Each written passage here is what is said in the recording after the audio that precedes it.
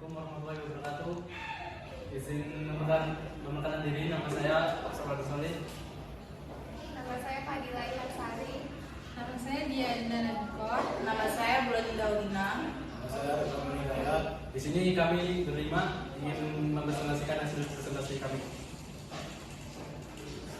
yang akan dibacakan oleh Fadila Intan. Yang pertama ada mawar 1 bagian vital. Garis vertikal hampir lurus, hanya sedikit melengkung ke arah occlusal pada bagian mesial dan distal.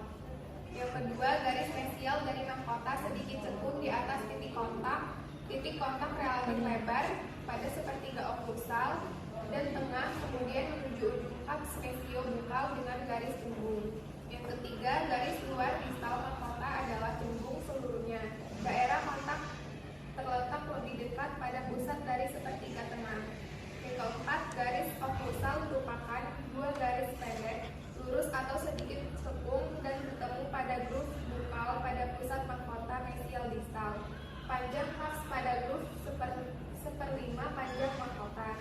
Kaks mesiobukal lebih lebar dari kaks distal bukal. Yang kelima, kaks mesiopalatal harus digambar di antara bifurkasi dari dua kaks bukal. Selanjutnya akan dibacakan oleh Dia Dinda.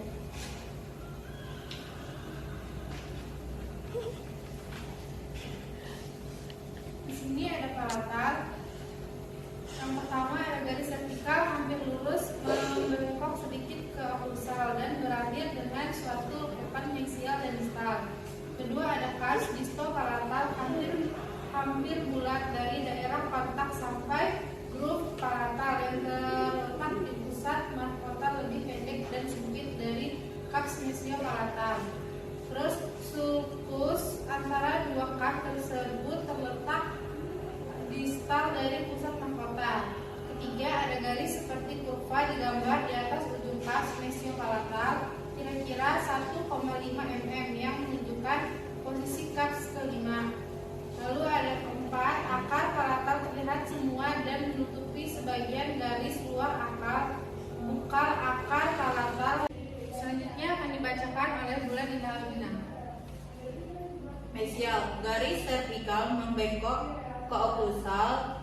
Garis luar bukal dari mahkota membengkok ke luar dari garis vertikal sampai 1-3 panjang kap bukal, kemudian membengkok ke dalam ke ujung kap yang terletak satu garis dengan apeks akar mesiobukal. 2. Garis luar palatar mahkota adalah suatu lekukan dari garis vertikal sampai tonjolan palatal, kemudian cembung untuk kap kelima yang terletak satu garis dengan apekar palatal lain berjalan ke kap kelima sampai ke ujungnya yang terletak palatal dari bifurkasi akar. Selanjutnya akan dibacakan oleh Arif. Distal, garis vertikal hampir lurus dengan sedikit membengkok. Sebagian distal, garis vertikal hampir lurus dengan sedikit membengkok. Bagian kaks mesiobukal dapat dilihat dekat kaks distobukal, terletak satu garis dengan aspek akar distobukal. Akar distobukal dapat terlihat semua di atas akar mesiobukal, lebih langsing dari akar mesiobukal, sehingga bagian akar mesiobukal dapat terlihat titik di mana akar distobukal dan palatal bertemu terletak pada pusat mahkota. Selanjutnya akan dibacakan oleh Absar Waladin Solih.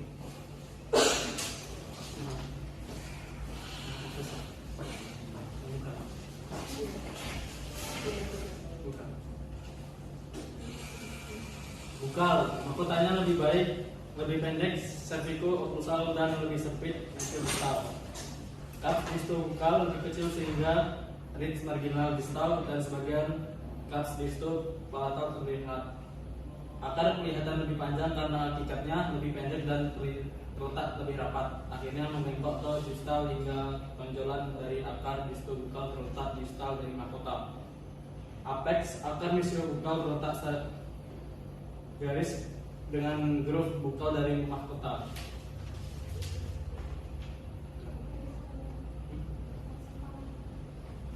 Palatal, perbedaan yang dapat dilihat cups disto palatal lebih kecil, cups disto bukal mungkin dapat terlihat antara cups mesio palatal dan disto palatal. Cups kelima tidak ada, apex akar palatal dan ujung cups disto palatal terletak pada suatu garis. Ini akan dibacakan oleh Fadilah Intan. Bagian mesial panjang mahkota lebih kecil, cups kelima tidak ada, akar-akarnya terletak dalam batas-batas lebar mahkota. Bagian distal, cups disto bukal lebih kecil dari cups mesio bukal sehingga cups ini mungkin terlihat.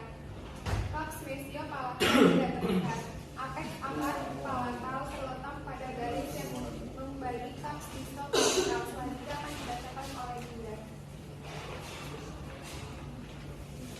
Lalu ada okusal. Yang pertama, ukuran mesio distal lebih kecil, cups disto bukal dan disto palatal lebih kecil. Yang kedua ada ukuran disto palatal pada cups distal lebih kecil dari ukuran disto palatal pada cups mesial. Yang ketiga ada cups kelima tidak ada. Lalu akan dibacakan oleh Dian. Selanjutnya ada molar.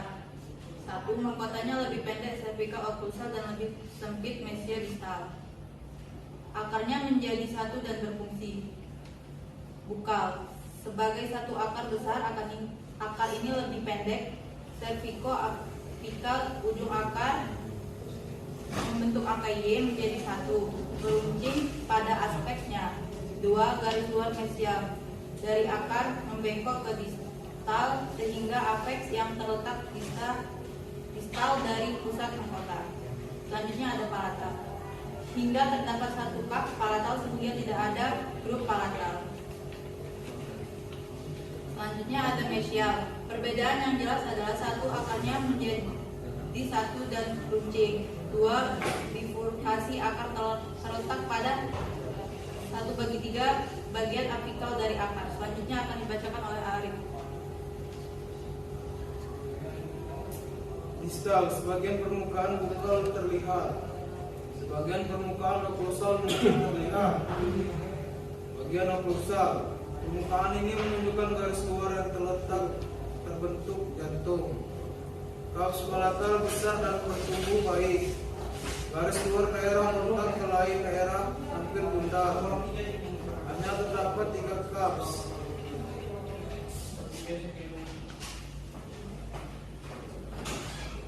Sekian hasil presentasi dari kelompok kami. Jika ada kesalahan atau